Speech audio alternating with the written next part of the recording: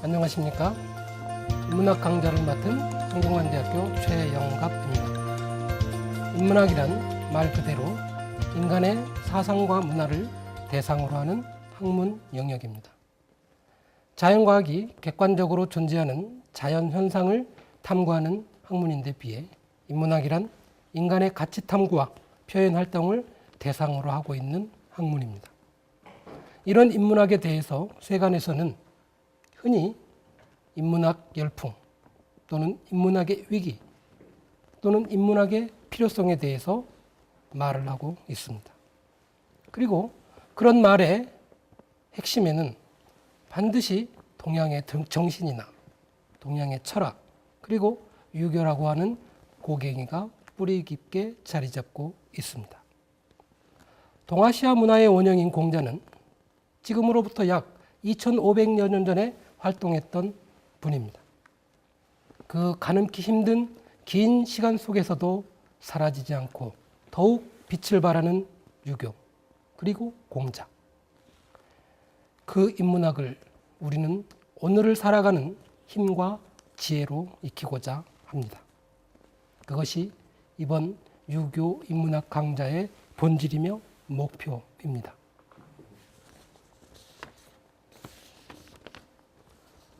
논어 제일 첫머리인 하기편에는 하기 시습지면 불역여로와라는 말이 나옵니다. 즉 배우고 때로 익히면 또한 즐겁지 아니한가 라고 하는 말입니다. 그것은 공자가 그만큼 학문을 중시했다는 것을 뜻하기도 합니다.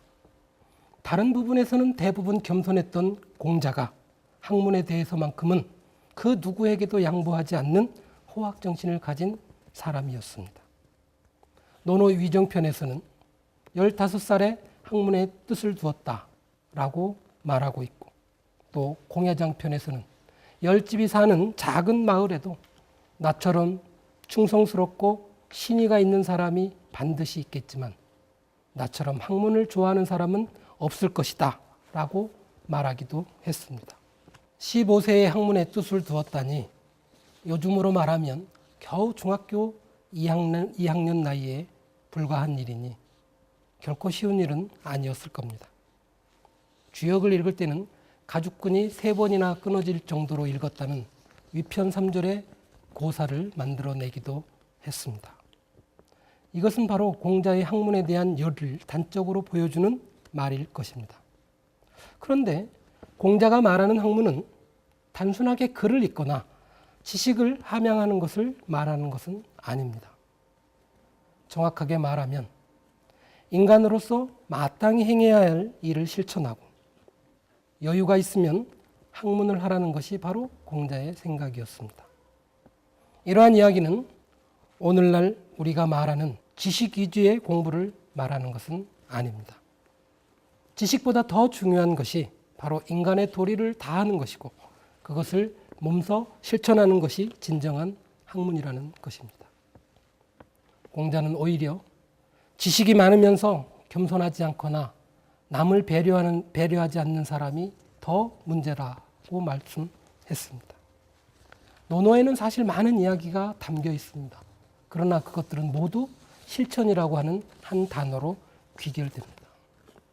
송나라의 학자인 정자도 논어를 읽을 때에 논어를 모두 다 읽고 하나도 변하지 않는 그런 사람도 있고 논어를 다 읽고 난 뒤에 그 중에서 한두 가지만 깨닫고 즐거워하는 사람도 있고 또 논어를 읽고 전체적으로 기뻐하는 사람도 있고 또 어떤 사람은 손이 발이 절로 춤추는 것도 잊어버릴 정도로 기쁨에 찬 사람도 있다라고 말을 했습니다. 이것은 깨우침과 실천의 깊이에 차이가 있음을 말하는 것입니다.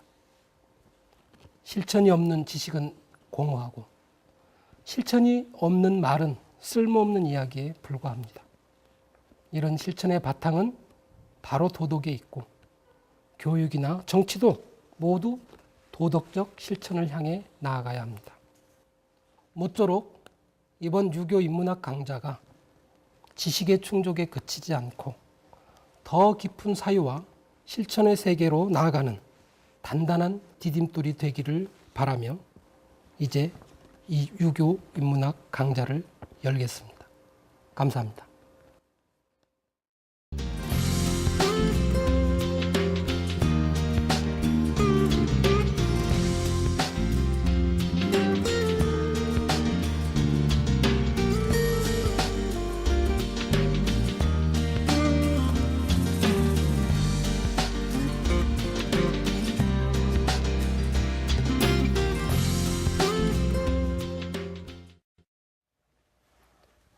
안녕하십니까.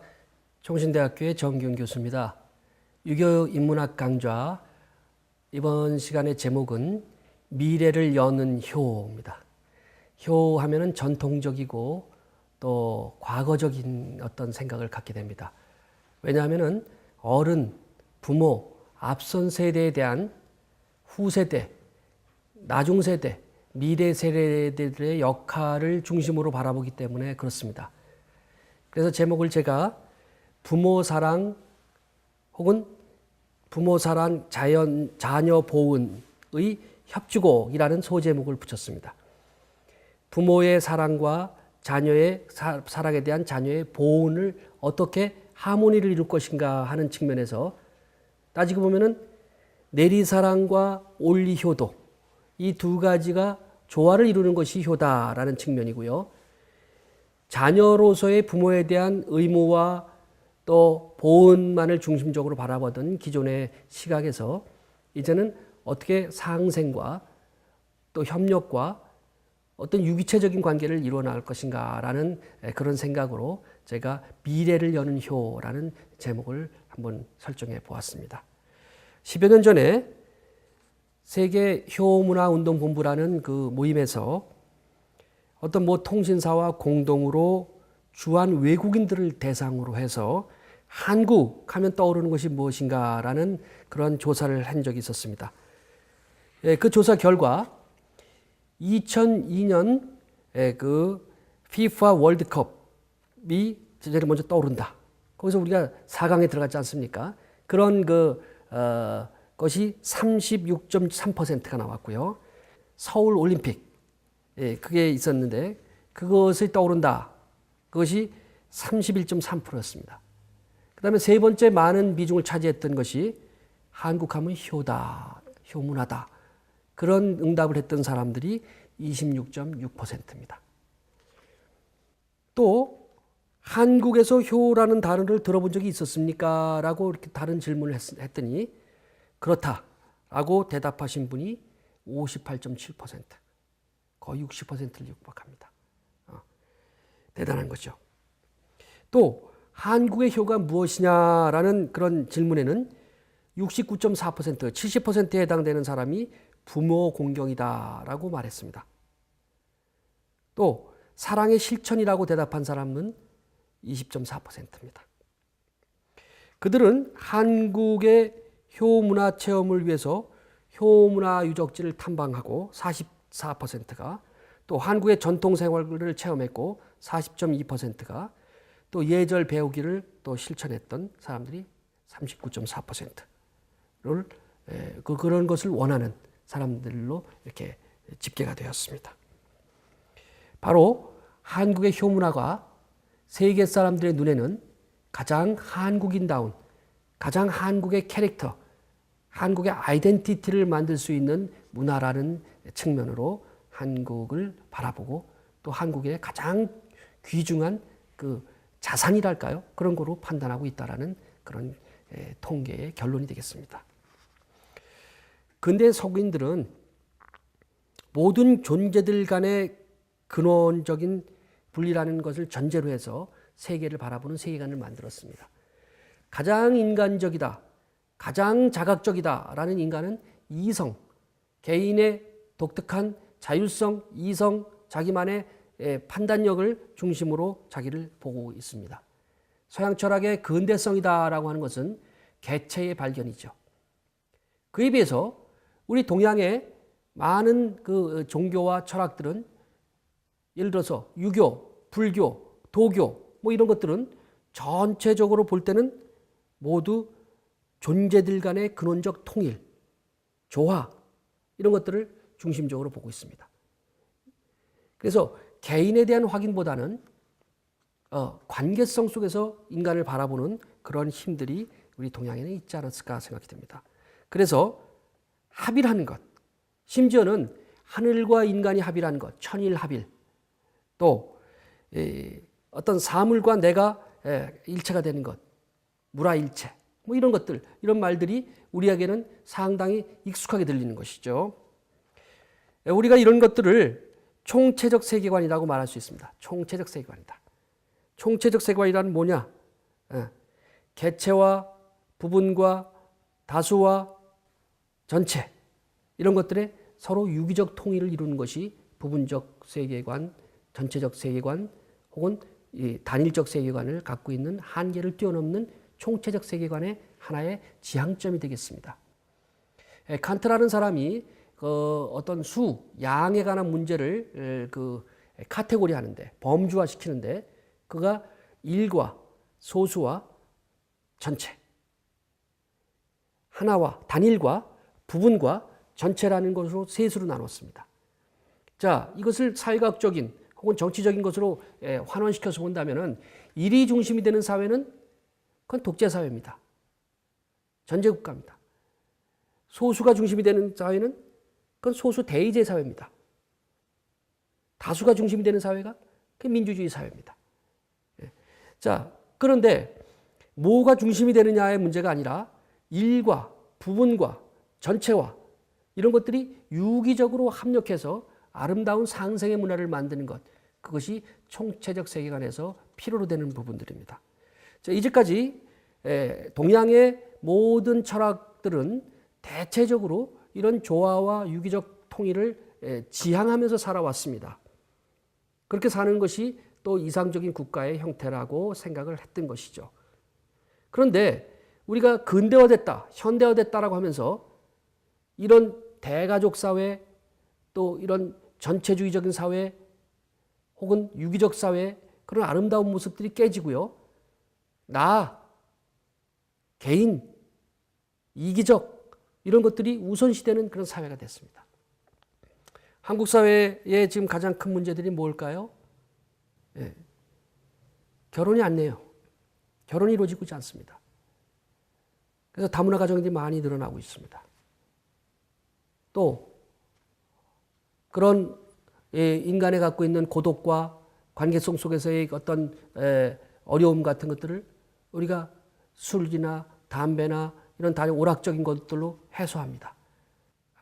오프라인에서 이루어지는 것이 아니라 온라인에서, 또 보이는 데서 이루어지는 것이 아니라 보이지 않는 곳에서 그런 것들이 횡행하고 있습니다.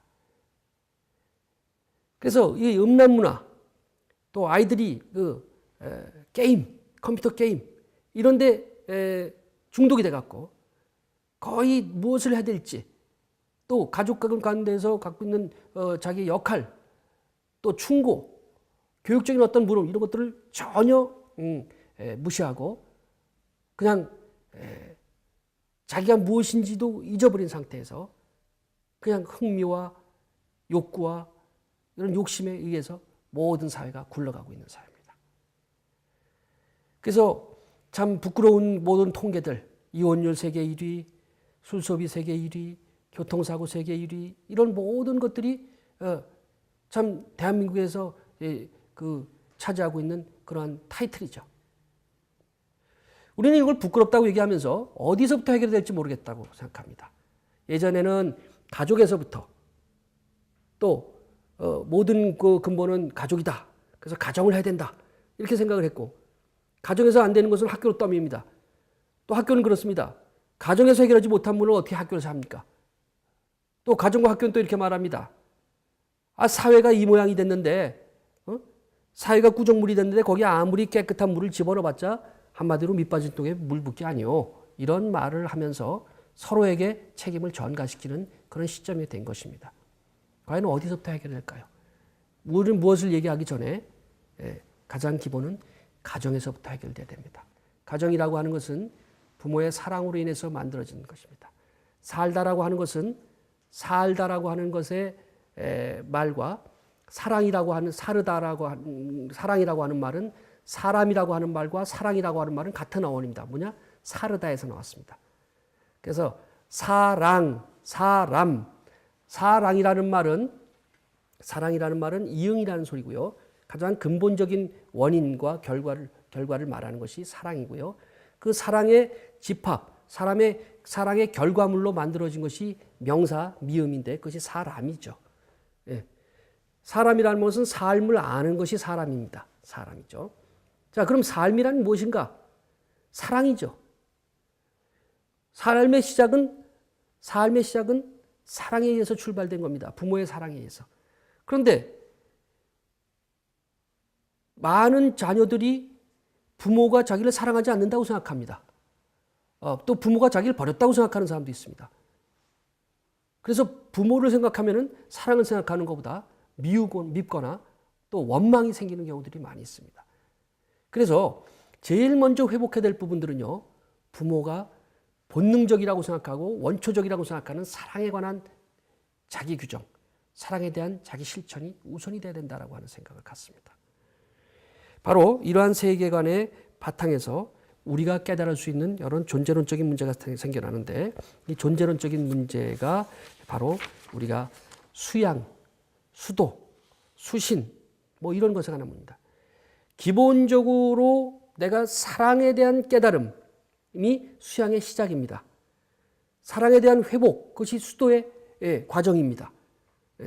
그래서 사랑이라고 하는 건 뭐냐?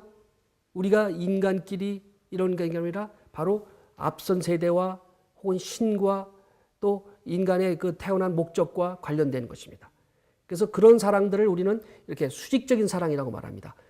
부모와 자녀의 사랑, 신과 인간의 사랑, 이것을 수직적인 사랑이라고 말하죠. 히라버루는 아가페적인 사랑이라고 말합니다. 그것이 1차적으로 형성이 됐을 때 이건 시간적 사랑입니다. 앞선 세대와 뒷선 세대 간의 문제입니다. 그것이 바로 옆으로 확산돼 나가고 횡적인 사랑으로 확산돼 나갈 때 형제와 이웃과 사회와 국가와 세계 동포로 나가는 이런 사랑의 하나의 확산력을 갖고 있는 것입니다. 그래서 맹자라는 사람은 인간이 사랑을 하는데 자기 부모에 대한 사랑을 할 수 없을 때 어찌 남의 부모에 대한 사랑을 할 수 있을 것인가 해서 방법적 차별주의를 말했습니다. 내 부모에게 다할 수 없는 사람은 절대 남한테 잘할 수 없다. 그에 비해서 묵자의 겸해설 같은 거는 내 부모에게도 잘하는 것이 중요하지만 내 부모에게 완벽하게 잘하고 난 다음에 나머지를 가지고 이웃을 한다고 한다면 결국 이웃에게 한 푼도 돌아갈 수가 없다. 조금만 치래도 이웃에게 돌아갈 것은 없다. 왜냐? 내 부모에게 할 수 있는 것은 아무리 잘해도 모자라기 때문에. 그렇기 때문에 방법적 차별해 주기는 논리일 뿐이지 실제적인 의미에 있어서는 불가능한 일이다라는 논리를 가지고 있습니다. 자, 이제 우리가 농경 사회에서 만들어졌던 하나의 일꾼, 또 하나의 가족주의, 또 이 가족에서 이루어지는 모든 종류의 소산물들을 나누고 저장하고 또 새로 확산시키는 이런 종류의 농경 사회에서 만들어진 이런 어떤 가족주의, 대가족주의, 또 집단주의적인 논리와 현대 사회에서 하는 번영, 사회의 목표가 되어 있는 이 번영이죠. 번영과 발전과 부와 또 어떤 인간이 갖고 있는 행복과 이런 가치 같은 것들이 이제 그 현대 산업 사회에서는 개인 중심으로 변화되고 있다는 데서 큰 문제가 있습니다. 우리가 알고 있는 아주 못 사는 나라들이 있습니다. 인도 주변의 벵글라데시라든가 뭐 파키스탄이나 이런 나라들 굉장히 못 사는 나라에 속합니다.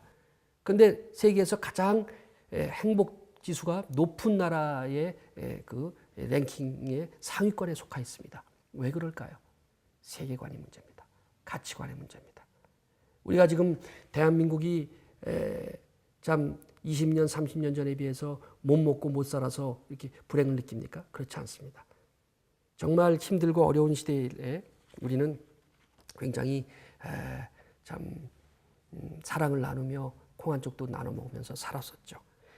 이 시대에 필요한 부분들은 바로 총체적 세계관인데요. 총체적 세계관은 바로 개체 중심의 현대 산업 사회에 갖고 있는 특성들을 인정하면서도 바로 농경 사회, 전 근대 사회에 갖고 있는 아름다운 그런 시스템, 그런 관계 이런 것들을 회복하는 방안이 무엇일까라는 것을 저는 효를 통해서 한번 찾아보고자 합니다. 효라고 하는 거는 계산을 하자면 주고받는 구조가 되겠습니다. 주고받는 구조. 예. 이 부모의 효가, 효라는 글자에 늙을 노자 밑에 비수비자를 빼버리고 아들 자자가 있기 때문에 노인과 자녀, 부모와 자녀와의 와 이렇게 같이 되어 있는데 자녀가 밑에 있기 때문에 밑에서 떠받쳐 주는 개념으로 생각을 하는 게 쉬운데 뭐 사실 원칙적으로 본다면 그 말도 맞는 말입니다. 자, 부모의 은혜에 대한 자녀의 보은이 되겠습니다. 세 가지 측면이 되겠죠. 자, 부모가 우리에게 자녀들에게 해준 것이 첫 번째가 낳아줍니다. 낳아줍니다. 두 번째는 길러줍니다. 양육이라고 하죠. 세 번째는 유산을 남깁니다. 유산은 유형의 유산과 무형의 유산이 있습니다. 우리가 유산하면은 무슨 뭐 부동산이라든가 무슨 뭐 현금 이런 걸 생각하는데 바로 유형의 유산과 무형의 유산이 있습니다. 유형의 유산과 무형의 유산 중에서도 더 우리가 가치를 둬야 될 것은 뭐냐? 바로 무형의 유산 되겠습니다. 이제 유형의 유산은요, n분의 1이라고 할까요?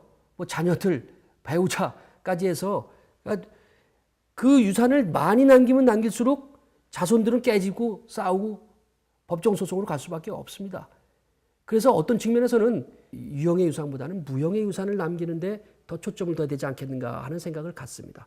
자, 그러면 첫 번째 유산에 대한, 첫 번째 부모의 은혜에 대한 자녀의 보호는 무엇일까요? 첫 번째는 낳아줬죠. 그래서 대를 잇는 것이죠. 대를 잇는 것. 대를 잇는 것은 결혼을 해야 되잖아요. 근데 요즘은 뭐 결혼이라고 하는 것에 대해서 이렇게 특별한 의무감을 갖고 있지 않습니다. 대를 잇는 것. 그래서 예전에는 대를 잇지 못하면 효도를 못한 것이고 대를 잇지 못하는 며느리는 뭐 칠거지약에 속하는 그런 그 이해가 있었습니다. 근데 지금은 대를 잇는 거, 아이를 낳는 건 둘째치고 결혼조차를 안 합니다. 그러니까 지금의 개념으로 본다면은 부모가 우리에게 준 첫 번째 보온도 하지 않고 있는 세상이 된 것입니다. 두 번째는 길러주죠. 양육입니다. 그거에 대해서 자녀는 어떤 식으로 보온을 하죠?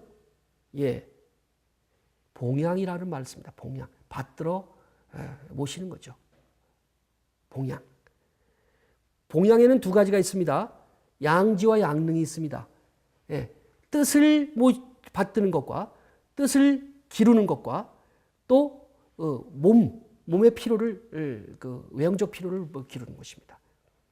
어느 것이 더 중요할까요? 논어에 나오는 예입니다만요.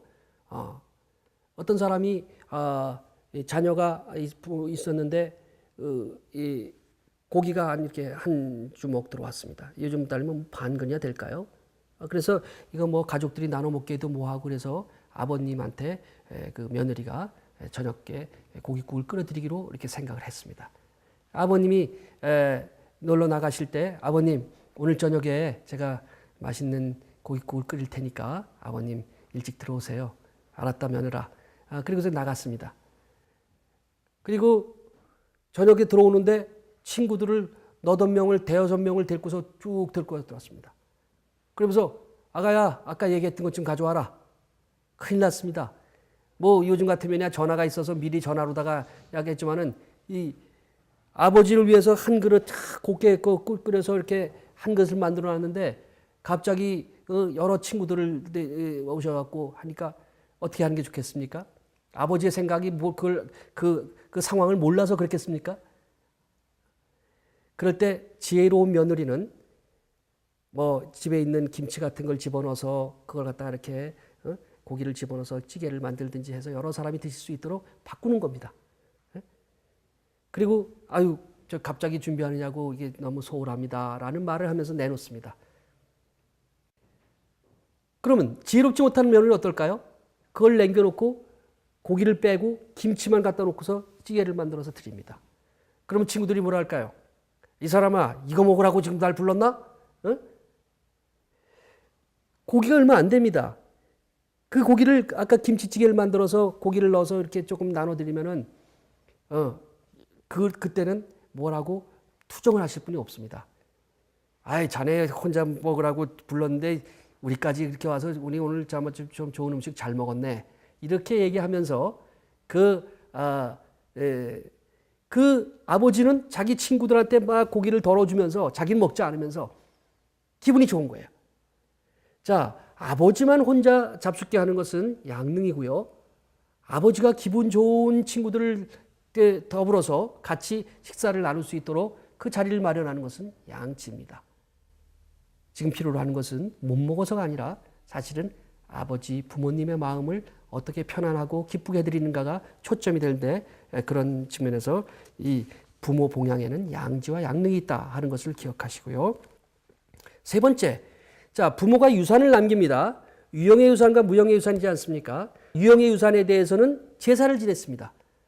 그래서 한 지역의 선산 밑에 장자가 그 유산 뭐랄까 뭐 땅이라든가 밭이라든가 이런 것들을 관리하고 거기 나온 소산을 가지고 매년 제사를 지내고 시제를 지내는 것 이런 것들이 그 장자의 역할이고 장자의 특권이었고 의무였습니다. 그렇게 해서 유형의 유산에 대해서는 그걸 관리해서 부모에게 제사를 지내는 방법으로 은혜에 대한 추모, 은혜에 대한 되돌림을 가졌던 것입니다. 제사가 그거죠. 그런데 무형의 유산에 대해서는 뭘까요? 무형의 유산은 유형이 아니기 때문에 그거는 바로 부모의 뜻, 남기신 교훈, 삶의 어떤 특별한 종류의 그런 계율 이런 것들을 되새기는 자리, 그것이 추도식이 되거나 추모식이 되는 것입니다. 그래서 부모가 돌아가셨고 난 다음에 아주 오명을 남기는 분도 있고 명예로운 이름을 남기는 분도 있습니다. 그럴 때 어떤 분이 오랜만에 찾아와 갖고 저기 당신이 누구누구 아무개의 아들이십니까? 그렇습니다. 내가 이 어른을 찾아서 지금 몇 년을 찾아 헤맸습니다. 왜 그러십니까? 그분이 살아계셨을 때 나한테 이러이러한 은혜를 끼쳐서 내가 이것을 갚으려고 하는데 그 자제부들한테도 갚고 싶습니다. 그럼 나 평생 이런 은혜를 갚으면서 살고 싶습니다. 이런 뜻을 전합니다. 그러면서 역시 아드님도 부모님 닮아서 아버님 닮아서 정말 대단하시군요. 정말 존경스럽습니다. 이런 말을 전할 때 그 아버님이 남겨준 명예로운 유산이라는 것은 무엇일까 생각할 수가 있습니다. 자, 그럼 심청이는 어째서 효녀라고 할까요?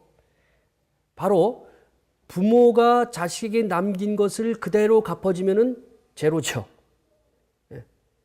지금 말한 것대로 부모가 낳아주고 길러주고 유산을 남긴 것에 대해서 비슷한 수준으로 갚아드리는 것은 그것은 본전식입니다. 그럼 심청이는 부모한테서 받은 건 뭘까요? 생명밖에 받은 게 없습니다. 근데 부모를 위해서 자기의 목숨까지 내놨습니다. 그래서 우리는 계산을 하자 보면 심청이를 바로 부모 신봉사가 심청이를 낳아서 남는 장사를 한 것이죠. 그것이 결국은 효도가 되는 겁니다. 주고받는 과정에서 은혜가 보험보다 많을 때 우리는 그 양적으로 계산할 때 그것을 효도다 이렇게 말을 하는 것입니다. 참 그런 거를 계산하는 것은 참 추잡스러운 일입니다. 그럼에도 불구하고 이 시대는 부모가 자식에게 준 것에 대해서 정말 은혜를 생각하기는커녕 오히려 더 해로운 일로 더 좀 끔찍한 일로 되갚아는 일들이 참 횡행하는 이런 시대를 바라봅니다. 그럼 어떤 종류의 방법들이 있을까 하는 거죠. 일단 가정이라는 걸 생각해 보겠습니다. 가정은 무엇입니까? 가정은 우리가 만들고 싶어서 만든 게 아닙니다. 자연적인 관계, 천연적인 관계에서 만들었습니다. 드림팀이 아닙니다. 훌륭한 사람들만 뽑아갖고 훌륭한 가문을 만든 게 아니고요. 자연스럽게 만들어진, 그래서 제일 근물은, 제일 경계해야 될 부분들은 이게 사회적인 관계로 만들어진 것이 아니라 공동사회, 천연적인 관계, 혈연적인 관계로 만들어졌기 때문에 서로 비교해서는 안 됩니다. 그 나름들의 아름다운 가치와 또 상대방에 대한 높은 평가의 기준들이 따로따로 존재하고 있습니다. 그런 것을 발견하고 그런 것을 표현하는 것이 중요한 것입니다. 행복한 가정의 공통점은 결국 지속적인 관심을 보인다는 것입니다. 가족 간의 격려와 사랑과 긍정과 칭찬을 아끼지 않습니다. 왜냐? 네가 이럼에도 불구하고 내가 너한테 이것밖에 못했음에도 불구하고 네가 이만큼이나 잘했구나 라고 하는 것이죠. 저도 어린 시절에 굉장히 어려움을 당하고 살았습니다. 그래서 부모가 한 번도 과외 공부를 시키거나 또 공부를 하라고 그렇게 강요한 적이 없습니다. 그러면서 부모님이 늘 저희한테 우리가 이런 형편에서 어려운 형편에서 너희들이 자발적으로 잘해줘서 고맙다라는 말을 많이 들었습니다. 그 말을 들을 때마다 공부 열심히 해라, 너 그것밖에 못하냐, 왜 이렇게 잠만 자냐 이런 말을 하는 것보다 내가 참 이런 환경 속에서도 어떻게 더 잘해야 하고 열심히 해야지라는 그런 다짐과 그런 큰 격려가 되었던 것을 우리가 알 수가 있습니다. 가정이란 진정한 생명 공동체가 됩니다. 생명이라는 건 뭐죠? 살리는 것입니다. 살리다. 아까 살리다라는 것에 사르다라에서 나왔죠. 사르다에서 나온 것이 사랑이라고 했지 않습니까? 그러니까 사랑이라는 것은 생명력입니다. 예전에 어떤 그 핸드폰 그 선전이 있었습니다. 그때 어떤 한 탤런트가 사람들을 피해서 이렇게 비가 갑자기 쏟아지니까 처마 밑에 쭉 줄을 서 있었습니다. 그 비가 그치기를 서 있는데 그때 한 사람이 전화를 받습니다. 아마 그 꼬맹이 아들인가 자녀로부터 전화를 받은 것 같아. 아빠 빨리 와 뭐 이런 말이겠죠. 그 전화를 받자마자 뒤를 맞고 그냥 뛰어갑니다. 그게 뭘까요? 그러면서 거기 나오는 자막입니다. 사랑은 움직이는 것입니다. 이런 말이 나옵니다. 움직인다는 건 뭐죠? 살아있다는 것이죠. 그래서 가정이 생명 공동체가 되기 위해서는 그 사람을 살리는 공동체가 되기 위해서는 사랑이 확인되는 공동체가 되어야 됩니다. 자, 이제 자녀 보훈의 어떤 그 사례, 우리 전통적인 사례를 한번 생각해 보면서 거기에서 어떻게 우리가 교훈을 얻을 수 있을 것인가를 잠시 한번 검토해 보도록 하겠습니다. 자, 지금까지 내렸던 결론들이 효란 자녀들이 부모님의 명예, 정신적으로, 경제적으로 섬기며 봉양하는 것이다. 부모님이 남기신 구체적인 것, 물질적인 것, 눈에 보이는 것이 아니라 보이지 않는 교훈, 그것이 없다 할지라도 자녀의 눈으로 감사하고 고마워하고 늘 또 부모님을 기리는 것. 다 기억자 아닙니까? 기억자는 것은 보이는 거죠. 기억. 감사하고 기뻐하고 기리고 고마워하고 다 기억자입니다. 기억해야 된다는 것입니다. 그런 보이지 않는 것들에 대한 것의 가치를 우리가 보이지 않는 것은 얼마든지 확산시킬 수가 있습니다. 물이 반컵 남았을 때 반밖에 안 남았다고 할 수 있지만은 반이나 남았다고 말할 수 있는 것처럼 마치 양은 5개면 5개, 10개면 10개로 규정을 지을 수 있지만 보이지 않는 것에 대해서는 내 생각하기 나름대로 얼마든지 양이 확산될 수도 있고 양적으로 그 의미를 부여할 수가 있다는 것입니다. 그런 측면에서 이제 자녀 보훈의 사례를 한번 그 정신적인 측면, 그 의미를 바라보는 측면에서 한번 보겠습니다. 사실 그 유교만 그 효를 강조한 건 아닙니다. 불교에서도 부모 은중경이라는 것이 있고요. 기독교의 10계명 가운데서 5번째 계명이 바로 내 부모를 공경하라라는 것입니다. 네 부모를 공경하라라고 하는 말은 권유의 말이거나 권면의 말이 아니라 명령입니다. 내 부모를 공경해볼 수 있겠니? 뭐 경공하면 어떻겠니? 이게 아니라 공경하라라는 명령이죠. 자, 그런 것처럼 다른 모든 종교에서도 이 효도를 가장 인간의 중심으로 놓고 있고, 그래서 백행지본이라 모든 행실, 모든 실천의 가장 근본, 가장 시작은 효에서 출발한다. 효도하지 않는 자녀는 아무것도 할 수 없다라는 정도까지 논리가 비약되고 있습니다. 자, 이제 효행의 미담들을 몇 가지 한 번씩 생각해 보겠습니다. 첫 번째 미담은 바로 문익점 선생님의 미담이 되겠습니다. 그래서 우리가 그 한자어로는 물해효자라는 말로 유명합니다. 물해, 뭐 하지 말아라, 해치지 말아라. 효자를 해치지 말아라 라는 것입니다. 효자를 해치지 말아라. 이 얘기는요, 1378년 5월 외구가 일본 놈들이 그 우리나라를 쳐들어왔습니다. 그래서 문익점 선생이 살고 있던 저기 경상남도 지역의 어느 지역을 이렇게 정복해 왔을 때, 그때 문익점 선생님은 그 염막을 짚고 그 부모가 돌아가신 후에 부모의 묘를 이렇게 지키고 있었던 때입니다. 그때 외구가 이제 이렇게 그를 해치려고 하자, 마음대로 하시오, 나는 여기 떠날 수 없어 라고 했더니 그 잔인한 외구들도 바로 이 효자를 알아보고 저 사람을 해치지 말아라 라고 했던 내용들이죠. 자, 그래서 사람 이상 효도하는 사람에 대해서는 정말 중요한 사람이고 정말 그 의미 있는 사람이다라는 그 가치를 바라보는 시각이 있었다라고 하는 측면이 되겠습니다. 두 번째 효도는 민자건의 효도입니다. 민자건은 공자 제자 가운데에서 가장 효행으로서 유명한 제자가 되겠습니다. 그래서 민자건의 효도를 우리가 아주 유명한 일화로 알고 있습니다. 민자건의 효. 민자건은 공자의 제자 가운데 효행이 뛰어난 제자로 유명하다. 8세 때 어느 추운 겨울날 아버지가 나귀를 타고 눈길을 가는데 민자건이 나귀 고삐를 잡고 아버지를 모시고 가게 되었다. 그날은 어찌나 춥던지 고삐를 잡은 어린 민자건은 손이 너무 시려 고삐를 놓치고 말았다.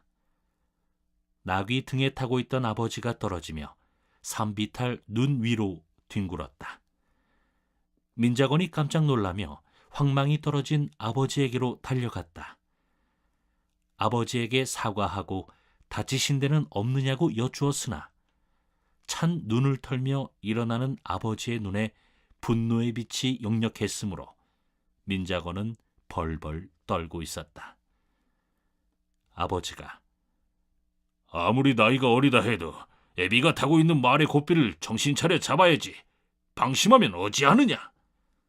며 꾸짖으며 민자건의 등을 한 번 때렸는데 푹신한 솜옷에서 나는 소리가 아니고 마른 집단을 때렸을 때처럼 벅석벅석 하는 소리가 났다.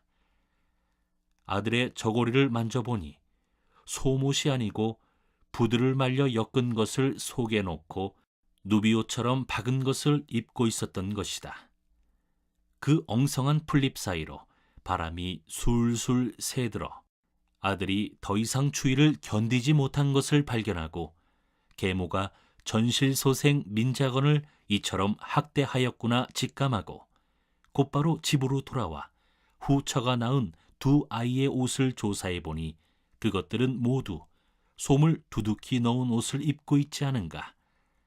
이처럼 악랄한 후처의 차별 대우에 분개한 아버지는 당장 후처를 사정없이 때리면서 나가라고 호통쳤다.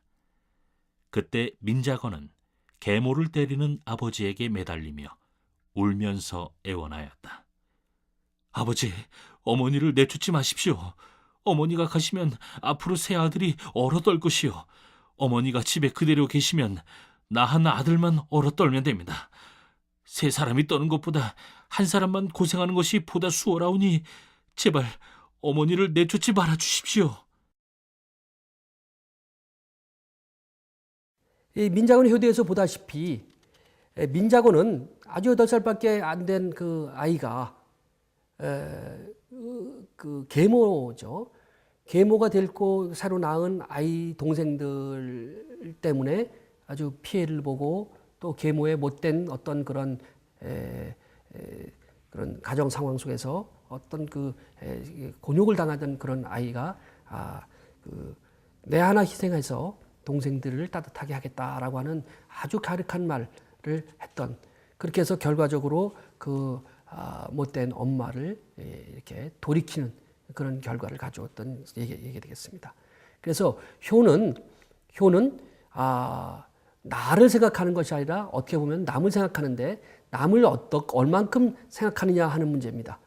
바로 첫 번째 문익점의 예는 자기 부모를 이렇게 생각해서 목숨까지 이렇게 두려워하지 않는 상황이었고, 민자건의 예는 그 어린아이가 자기 스스로 피해를 당하고 또 어려움을 당할지언정 그것으로 인해서 동생들까지 이렇게 잘못되거나 가정이 또 무리를 일으키거나 하는 그런 것들이 있어서는 안 되겠다라는 그런 철든 생각이 되겠습니다. 세 번째 효행 미담은 바로 정조대왕의 미담이 되겠습니다. 정조는 여러분 잘 아시다시피 영조의 손자가 되겠고요. 그 아버지 사도세자는 아주 참 불행하게 돌아가셨습니다. 그래서 나중에 정조가 왕이 되고 난 다음에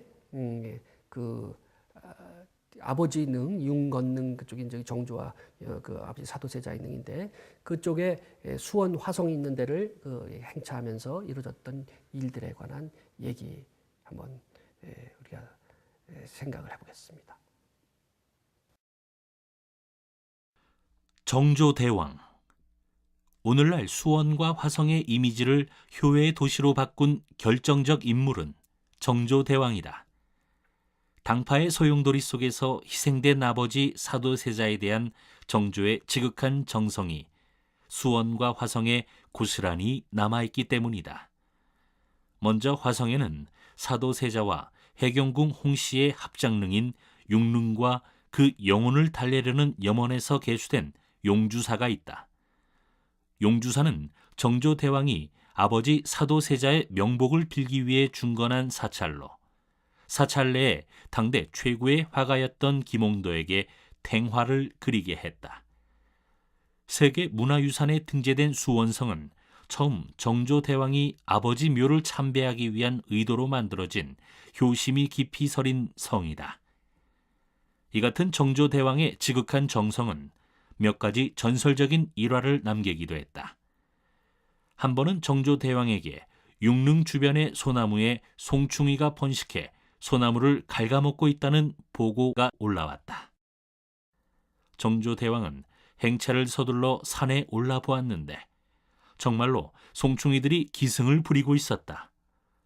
정조가 진노하여 송충이를 잡아 깨물면서 아무리 미물일망정, 네 어찌 내가 부친을 그리워하며 정성껏 가꾼 소나무를 갉아먹느냐? 고 꾸짖고 돌아서자 천둥 번개와 함께 장대비가 쏟아져 송충이가 사라졌다는 이야기이다. 다른 한 가지 일화는 정조대왕이 육릉 참배를 마치고 귀경하는 길에 아버지를 뒤로하고 떨어지지 않는 발걸음으로 느릿느릿 걸었다고 해서 붙여진 고개 이름이 있는데 바로 지지대 고개가 그곳이다. 정조는 자기 부모, 특히 아버지에 대한 엄청난 그리움이 있었습니다.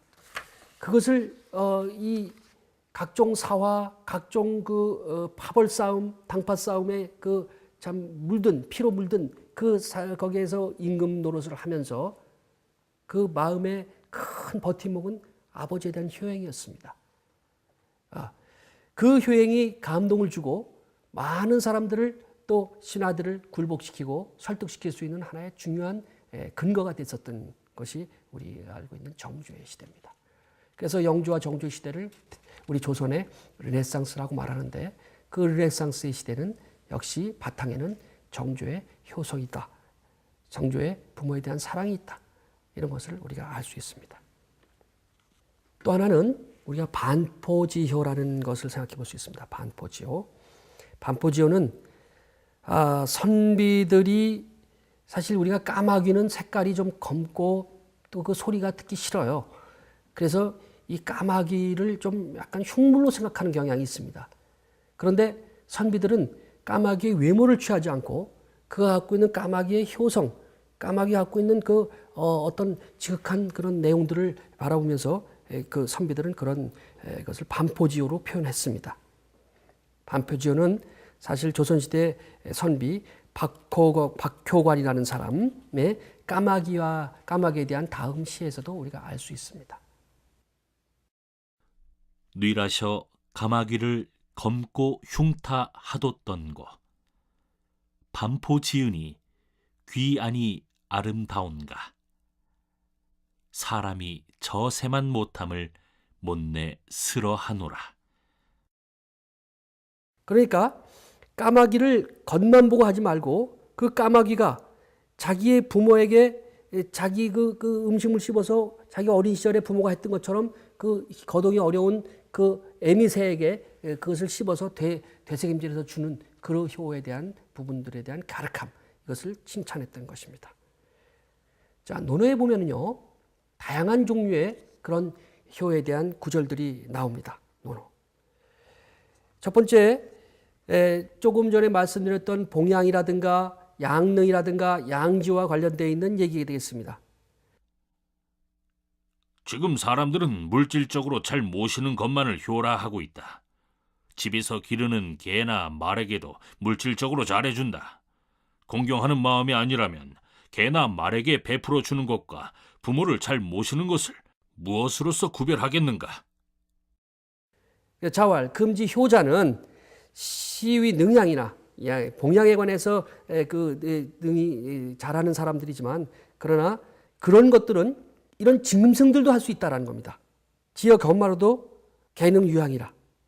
불경이면 하이 벼로와. 사람이 부모를 공경하는 마음 가짐이 없다면은 무엇이 그게 구별이 되겠는가, 그런 얘기들. 또 이 유자라는 사람이 효에 대한 얘기입니다. 유자가 말했다. 부모에게 효도하고 순종하며 어른을 잘 섬기는 사람 가운데 윗사람에게 반역하기를 좋아하는 자는 드물다. 윗사람에게 범하는 것을 좋아하지 않으면서 난을 일으키기를 좋아하는 것 또한 드문 일이다. 군자는 근본에 힘쓰니 근본이 확립되면 도가 발생한다. 효와 제하는 것은 그 일을 행하는 근본일 것이다. 효를 사람이 돼서 기위냐 효제여 이어 범상자 선이라. 사람이 되어서 효를 하면서 윗사람을 능멸하는 사람은 복이 드물었다 말이죠. 그래서 군자는 근본을 힘쓰는데 군자는 무본이니 본립이 도생하느니라. 군자는 근본을 힘쓰는데 그 근본이 제대로 쓰고 난 다음에야 그 다음에야 도가 인도와 천도와 또 인간의 도가 다 생겨난다. 그리고 결론은 이겁니다. 효제하자는 기위인지 본효인지. 효와 제. 효는 뭐죠? 수직적인 사랑이에요. 효. 그다음에 제는 수평적인 사랑이에요. 효제하자는 바로 인간의 사랑이죠. 인은 사랑입니다. 사랑이 인자. 앞으로 인자는 사랑 인자로 생각하시면 되겠습니다. 인자를 쓸 때 사람 인자에다 이렇게 점을 2개 쓴 거를 쓰지 않습니까? 그 인자에 사람 인자에서 점이 2개가 이렇게 나오면 어질 인자가 되는 겁니다. 그래서 이는 이냐라. 사람 인자는 어질 인자다. 이런 말을 씁니다. 그런 논리. 그래서 사람이 돼서 효와 제를 행하는 것은 바로 개인윤리에서 개인윤리의 인은 바로 인간의 씨알이고요. 그 다음에 그 사회윤리로서의 인은 두 인이죠. 사람과 사람과의 관계를 말합니다. 그래서 이 유교는 인을 말하는데 인의 가장 기본은 씨알이죠.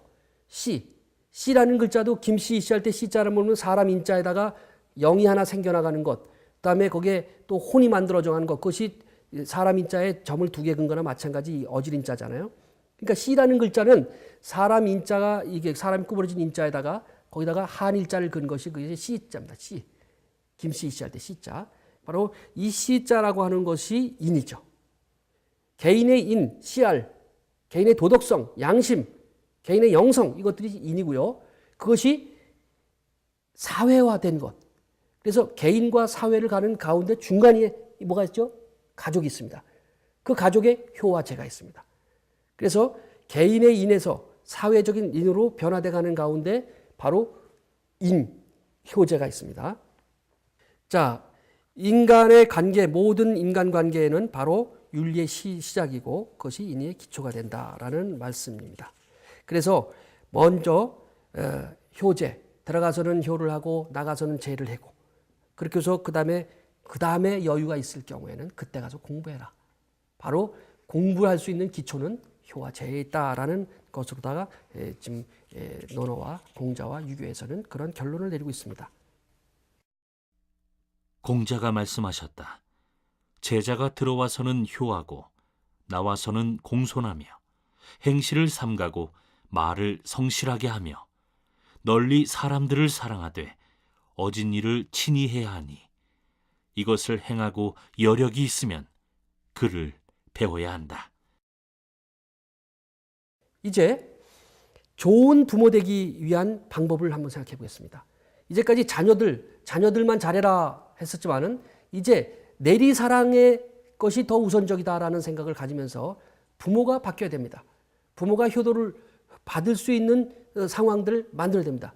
그렇다고 해서 부모가 사랑하지 않고 부모가 조건을 갖추지 않으면 효도받을 자격이 없다. 그런 건 아닙니다. 그래서 그 오준에서도 보면은 관계성을 얘기했습니다. 부자, 유친, 부와 자를 얘기했죠.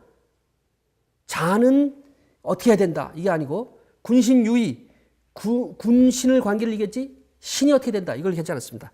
그래서 부자, 유친의 친자라는 것에 초점을 두고 친자라는 사실 효도라고 하는 것은요. 사랑의 추억에 대한 회고입니다.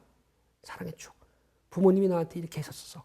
라는 것을 어느 때 갑자기 생각하면서 그 부모님에 대한 효도의 마음이 그 샘솟듯이 일어나는 것이죠. 제 주변에 어떤 이게 불황 거린이 있었습니다. 그분이 돌아다니는데 당신은 왜 집에 돌아가지 않소? 라고 제가 그랬더니 나 같은 놈과 기다리나요? 이래요. 그래서 제가 그 사람을 자세히 물어갖고 그랬더니 주소까지 있었어요. 그랬더니 그 부모가 그 주소에서 이제 이사 간 지 얼마 안 됐더라고요. 근데 자기 같은 사람을 기다리지 않을 거라는 겁니다. 바로 부모가 나를 사랑하지 않기 때문에 나는 부모에게 가면 천덕꾸러기 신경만 쓰일 뿐이다. 그렇게 해서 돌아가지 않는 것입니다.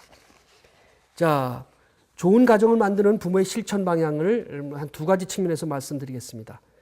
첫 번째는 아름다운 언어 생활이 필요합니다. 아름다운 언어 생활. 서로 칭찬하고 격려하고 또 사람과 비교하지 말고 또 식사 시간을 정해서 그다음에 즐거운 식탁. 요새 식사 오래간만에 한번 하자 그러면 카톡만 하고 있지 않습니까? 그런 것들을 정말 이 시간은 정해서 서로가 한번 소통할 수 있는 시간을 갖는 것. 또 좋은 추억의 창고를 만드는 것이 필요합니다. 추억의 창고. 그래서 일정한 날을 정해서 함께 뒹굴고 함께 재미있는 놀이를 하고 또 아름다운 영화를 보고 좋은 곳을 여행하고 이런 프로그램들이 필요합니다. 자, 이제 자녀 입장에서 할 수 있는 효도의 부분들을 잠깐 생각해 보겠습니다. 자녀 입장. 자녀에서는 우리 논어에 보면은 자녀가 부모와의 관계에 있어서 불원효하며 유필유방이라 부모에게서부터 멀리 떨어져서 활동하지 말 것이며 그럴 일이 있을 때는 반드시 자기에 있는 처소를 알려라. 방임 처소입니다. 그런 것입니다. 그래서 요즘은 얼마나 연락하기가 쉽습니까? 뭐 아무 데서나. 그래서 부모가 기다리는 시간이 있습니다. 그럼 다른 것도 아니에요. 그냥 부모가 내가 10시쯤 항상 들어갔는데 오늘은 11시쯤 들어갈 수 있을 것 같다. 그러면은 전화 한 통을 해주면 됩니다. 내가 볼 때는 1시간이 별게 아니지만 부모는 1시간이 열흘 것처럼 길게 느껴집니다. 그래서 그 시간들, 그 고통의 시간을 줄여주기 위해서는 부모에게 전화를 거는 것. 그리고 멀리 계신 부모에게도 자주 전화를 드리는 것. 그래서 늘 가까이 있도록. 부모는 논어에 보면은 부모에게 하는 것에 제일 어려운 것이 뭡니까? 그랬더니 생난이라. 안색 관리하는 것이 제일 어렵다라는 말을 한 적이 있습니다. 그런 것처럼 자기가 부모는 자녀들의 표정을 많이 봐왔기 때문에 반면에 음성을 많이 들어왔기 때문에 한마디만 들어도 부모는 벌써 알아차립니다. 너 무슨 일 있냐? 너 누구한테 맞았냐?